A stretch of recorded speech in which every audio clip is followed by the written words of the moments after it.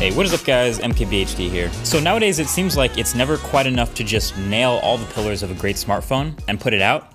It seems like not only do you have to do all of that, but you have to take one of them and push it to the absolute extreme, the maximum. And so this is what it looks like when you nail all the pillars of a great smartphone and then take one of them and take it to the next level. This is the Huawei P20 Pro. So this is one of those phones you've either heard a lot about recently or never heard of. Definitely two camps with this one. This is not coming to the US. And usually that stops me from even trying a phone in the first place because I know I can't recommend it for a lot of people. But this caught my attention, obviously. Like Huawei phones in general have just been getting my attention more and more lately. But this one just captured it completely. It's crazy new color, triple cameras on the back, 4,000 milliamp hour battery, 109 score on DxOMark. So I picked it up, I used it. Here's my thoughts. So on the outside, aesthetics wise, I do like this phone a lot. It has a couple flaws, it's not perfect, but it's one of the few really unique looking phones out there, of course, mainly because of this back, this gradient color. I mean, it's a crazy looking, awesome back of the phone. It blends from like this aqua green to blue to purple, and in different amounts depending on where you look at it from. It looks different in everyone's video. I'm kind of trying to do my best with the camera I have, but there's other colors of the P20 and P20 Pro. I wouldn't even consider them. This is definitely the coolest looking one. It's called Twilight. It's just weird that there's a lot of text on the back of the phone. I would think it would look way cleaner if all of that wasn't here. It might even look sick with like a logo tossed on there, but it wouldn't be the end of the world. This just is what it is. It's a super unique, colorful, and also fingerprint and dust magnet phone. You got your power button and your volume rocker on the same side. And no, that doesn't count as a colored power button, Huawei. I know you have a little bar there, but you have to have the whole button with some color. Good try though. But the rest of this body is prime. It's what you'd expect from a high-end 2018 flagship, which it is. So metal rails, curved edges, it's IP67 water resistant, which is always nice. It's definitely not too thin, you know, feels solid in the hand, nice weight. It has an IR blaster, which not every phone does now, but also no expandable storage and no headphone jack. This camera bump is also mildly annoying to me because it sticks out enough from the phone that it will rock on a table. I gotta point that out. Not all phones have that problem, but it's not a deal breaker either. But really design-wise, my biggest question mark is on the front of this phone. So it has a notch. So a notch is what you do in a phone in 2018 when you want to get rid of all the bezels, but you don't quite have the technology to fully do so. So, you know, the front-facing speaker, the selfie camera, you got to keep them, just make a little cutout around them. Fine, I get it. But this phone also has a fingerprint reader on the front and then a huge empty chin bezel with nothing else in it. No buttons, just a bezel. Like, you're either trying to get rid of the bezel or you're not.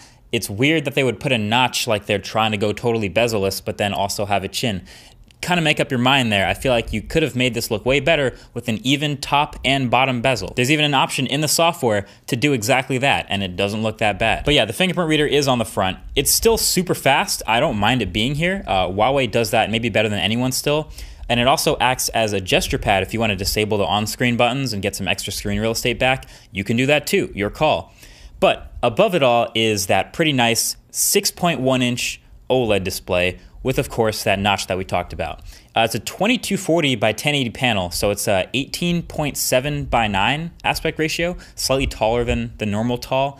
But the OLED panel itself is pretty good. It gets bright enough to see outdoors with no problem. There's no shift issues. It's just not quite to the greatness level of like a Samsung phone. It's not quite as bright or as vibrant, but it's right in line with what you'd expect from a flagship. Oh, and then it also packs in a 4,000 milliamp hour battery in a phone that's not that thick. So that's pretty great. This has been consistently 5+ hours of screen on time, which for my use is excellent. So there's no problem with battery here. And I've been preaching, like if you want to make a phone, make it as thick as you want. No one really wants the phone to be that razor thin, and adding a couple extra millimeters for a sizable battery is a great choice. I mean, look at that. This phone is definitely not thick at all. Bravo to Huawei. Definitely keep doing that. So for the hardware, look, it's all pretty damn good. The specs inside, pretty good. You know, we're looking at 6 gigs of RAM, 128 gigs of storage. The chipset is all right. We definitely have better things out here with Qualcomm, but it's still good enough. And the experience of using this phone, again, it'll come down to what you do with Android. I won't talk too long about EMUI, but those of you familiar with Huawei know that this is their skin on top of Android here. With this one, it's EMUI 8.1 based on top of Android 8.1. So using it every day, I gave it a shot again, and the more I use it, the more it kind of reminds me of what Samsung felt like a couple years ago, where they're just basically throwing as many features as possible at you, because really there are a lot of features in here, whether you use them all or not. You know, there's backup and restore features, there's big screen features, multitasking features, there's multiple power save modes with different intensities. You can adjust the screen resolution, which is in battery settings for some reason instead of display settings. There's even a smart screenshot feature that won't stop interrupting me. Even though I've turned it off, it still randomly thinks some of my swipes and knocks are screenshot attempts and starts doing this magic animation. Please stop doing that. Overall, you can fix or not use pretty much any of the things you don't like, except for the visual changes. I've been using it with Nova Launcher, as you can tell, but yeah, they're still gonna have Huawei's icons and Huawei's quick settings and their multitasking UI and all that. And also, you're gonna be waiting for a couple apps like Instagram, for example, to play nice with that notch. Android P, when it gets released, is supposed to help a lot with that, but for now, there's definitely some bugs. But all right, I'm sure you knew when you saw this phone came out with a 40 megapixel main camera, you knew it would grab my attention. You know why I'm here. You knew when you put out a phone with not one, not two, but 3 cameras on the back, that it would turn my head. You know why I'm here. And you knew when this thing got a DxOMark score of 109 that I just couldn't resist picking it up and actually seeing what it's all about. So let's take a deep look at why I was even interested in this phone in the first place. The cameras. So yes, the Huawei P20 Pro has 3 cameras on the back. The main sensor is a 40 megapixel sensor with optical stabilization and an f1.8 aperture. The secondary is a 20 megapixel monochrome sensor, also with optical image stabilization and an f1.6 aperture. And the third is an 8 megapixel 3x telephoto lens, again stabilized, this time f2.4. So that's a lot of numbers. The 40 megapixel sensor is huge. And I don't just mean like the megapixel count is huge, I mean the actual physical size of the sensor. It's a 1/1.7 inch sensor, diagonally. That's about twice the size of the Galaxy S9 and the Pixel 2 and the iPhone X's sensors. That's half an inch diagonally. Damn. There are a lot of potential advantages to a physically larger sensor. I use, in my main shooting, a camera with a massive sensor. You get better low light sensitivity, bigger pixels, better overall performance, less gain, a wider field of view. So I love the concept. I love the idea of putting a big sensor in a smartphone camera.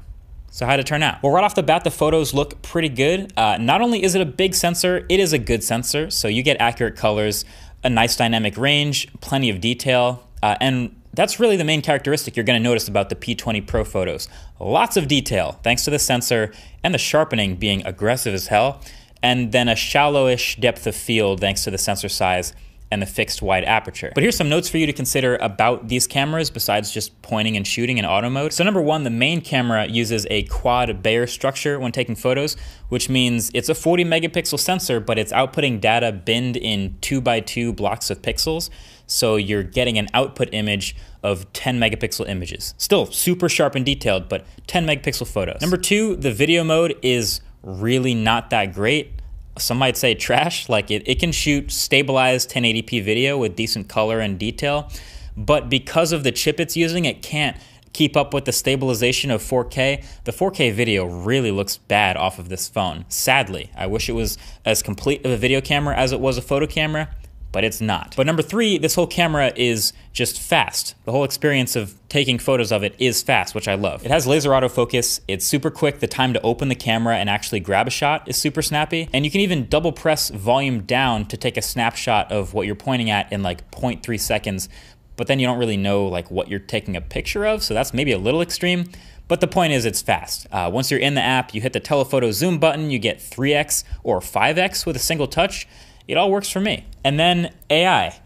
Okay, there's a lot of people keep asking about the AI all over this phone, but especially in the camera about, why don't people give it enough credit in the videos? It's a big deal, it makes better than others. I'll tell you exactly why. I've used it. It's pretty straightforward. Basically, there's a trigger to turn on AI in the camera. It's on by default.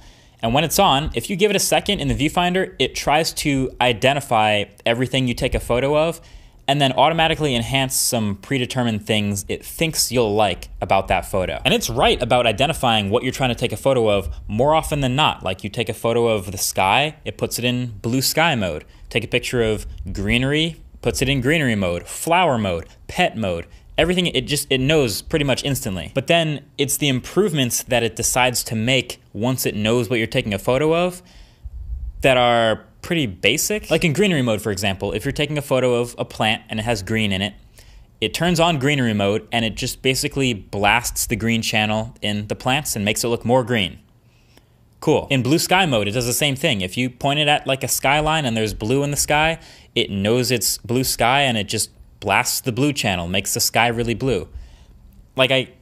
Cool, I'm glad it worked, but maybe I don't even want that to be more blue. I just want a picture of what I'm taking a picture of. I don't know, maybe I'm not the normal smartphone photo taker, but I don't want, automatic enhancement has never been my thing. I turned it off pretty quick. I usually just want to take a photo straight from the sensor, which looks pretty good, and maybe use that AI later for like sorting through my photos or making them easier to find. But yeah, a lot of the P20 Pro's photos, you know, they don't need any editing or enhancing because they look great straight off the sensor. I mean, I'm talking effortless shallow depth of field, A+ detail, like I said, from all those megapixels. I just wish the processing wasn't so aggressive. Sometimes it looks a little too sharp.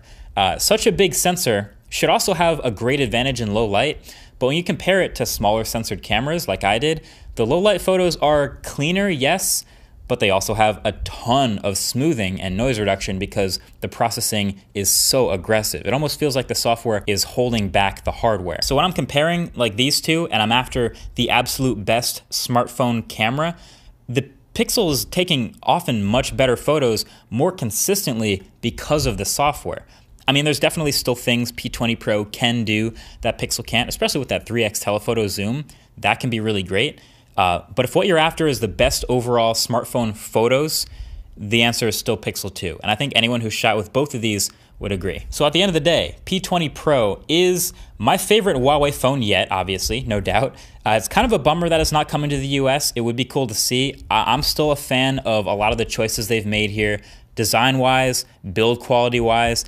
And I gotta say, even EMUI is better than it's ever been, but it's not quite enough to convince me to switch to it full time. If the camera and the software and the build are the biggest draws to this phone, it's definitely gonna have the build beat. I mean, this is a one-of-a-kind like back of a phone for sure, but if the camera and software are both better on another phone, it's remarkable how many times I keep going back to Pixel 2. But for now, I'll give P20 Pro like a 45-degree thumbs up, pretty good. Not bad. I'm a fan of the decisions, and I'm looking forward to P30. Till the next one, thanks for watching. Talk to you guys later. Peace.